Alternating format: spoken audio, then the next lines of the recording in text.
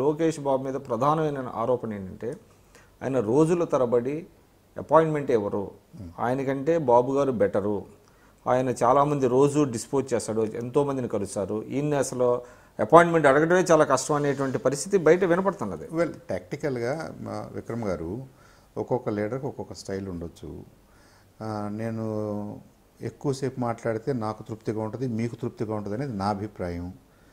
బాబు గారు ఏమనుకుంటారు, లేదు నేను ఎక్కువ మందికి ఏదో మాట్లాడిన 2 నిమిషమైనా ఎక్కువ మందితో మాట్లాడి పంపిస్తే వాళ్ళు బాగుంటారని ఆయన అభిప్రాయం కావచ్చు. లోకేష్ బాబుతో మేము అబ్జర్వ్ చేసిందంటే ఫస్ట్ హ్యాండ్ నాకున్నది ఏంటంటే, మీరు ఇంత దూరం వస్తారు కదా, ఎక్కడో చిత్తూరు నుంచి ఎక్కడో శ్రీకాకుళం నుంచి, మీతో నేను మాట్లాడకుండా మీరు ఏ ఊరో కూడా నాకు వినపడకుండా నేను అసలే కొత్త, నేను మీకు ఆ 2 నిమిషాలు ఇచ్చి నేనేం జస్టిస్ చేయగలను, కాబట్టి నాతో మీరు 10 నిమిషాలు కూర్చోవాలి, అరగంట కూర్చోవాలి అనేది లోకేష్ బాబు విధానం ప్రస్తుతానికి.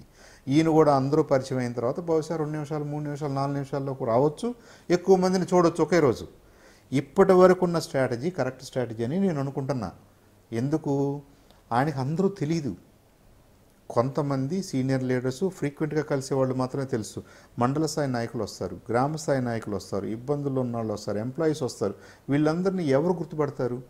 మనకు మొత్తం 13 జిల్లాల్లో ఉన్న జాగ్రఫీ, 13 జిల్లాల్లో ఉన్న ఊర్లు, వాళ్ళ వేష భాషలు ఇవన్నీ అర్థం కావడానికి ఏ మనిషికైనా టైం పట్టుద్ది.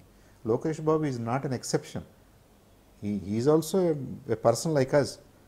ఆయనకి ఎక్స్పీరియన్స్ ఉండొచ్చు, లేదంటే చదువు ఉండొచ్చు, ఇంకోటి ఉండొచ్చు, తెలివితేటలు ఉండొచ్చు. కానీ వీ హ్యావ్ టు రెస్పెక్ట్.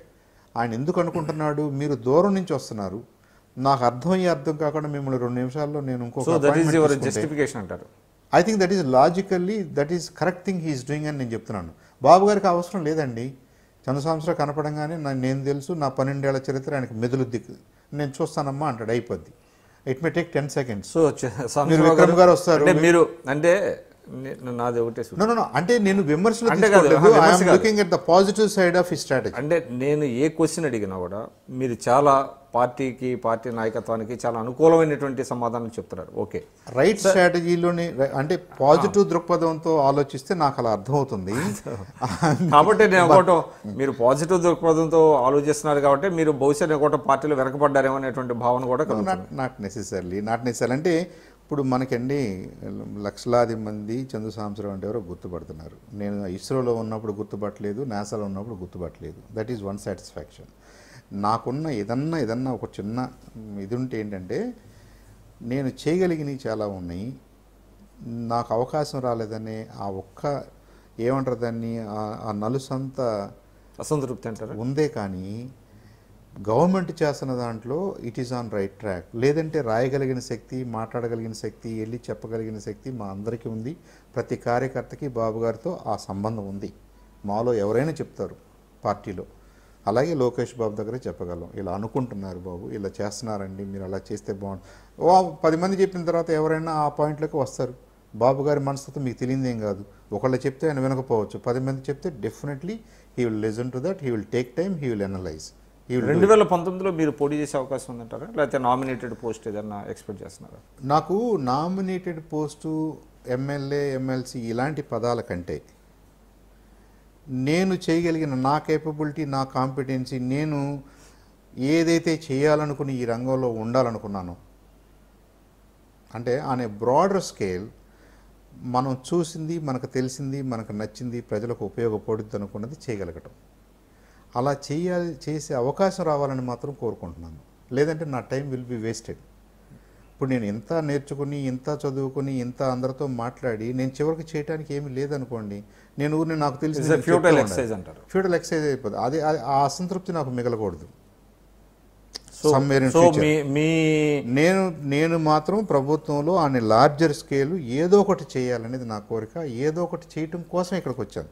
ఆ గుర్తింపు మీకు వస్తుంది అనేటువంటిది డెఫినెట్గా వస్తుంది. నమస్కారం అండి, నా పేరు చందు సాంబశివరావు. నేను తెలుగుదేశం పార్టీలో కార్యనిర్వాహక కార్యదర్శి అంటే ఆర్గనైజింగ్ సెక్రటరీగా పనిచేస్తున్నాను. యాజ్ ఎ ప్రాక్టీసింగ్ పొలిటీషియన్ నా అనుభవాల్ని, నా ఆశయాల్ని, నేను ఆశిస్తున్నది ఐ డ్రీమ్ వారితో పంచుకోవడం జరిగింది.